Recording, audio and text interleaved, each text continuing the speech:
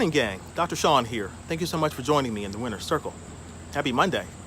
Welcome back. So what are we looking forward to this week? Just going back to work? Or are we going back to school? We got kids going back to school, some new responsibilities that we have to contend with. Life is full of adjustments, don't you think? Seems like we're always making some sort of transition or another. And so if we're going to be successful in managing our health and our finances and relationships, then we have to be successful in managing transitions in order to win.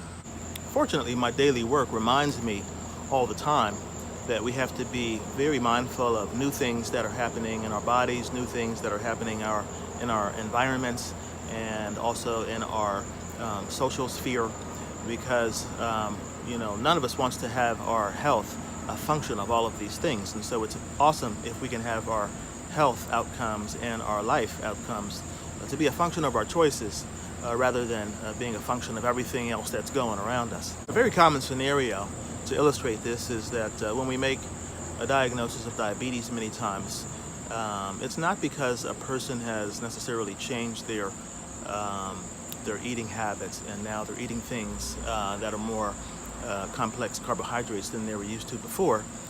Many times it's because they were aging and their metabolic functions were changing.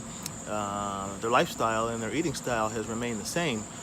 Many times what also changed is their activity level. Maybe they were not running around as much, we're not exercising on a regular basis, and maybe we have a job now that's more sedentary than it used to be. And so how we do in our health and life around has a lot to do with how well we're able to manage transitions that come up and those that we create ourselves. Which brings us to our prayer for this week. My prayer for the week is that you and I are able to look around and see what it is about our lifestyle that we're able to improve. So would we improve by having more raw foods and less processed foods? Would it be more aerobic activity and less tobacco exposure? Would we spend more time and emotional energy talking about solutions and less talking about problems? Will we take a few moments and say hello, thank you, I'm sorry, and restore some of the humanity that we have let degenerate?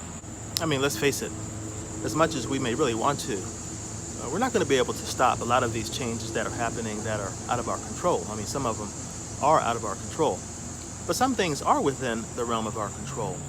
If we're looking around for opportunities to enhance life and make life ideal, even if there's small areas around us, our own health, our own environments, our own work world, imagine that we'll be able to not only exemplify to our children and those that are looking to us for direction that they can have a health outcome, a life outcome, a world that is not a function of everything that just happened to them and they were a victim, but rather we'll be able to hand over a world to them that was a function of what we wanted for them.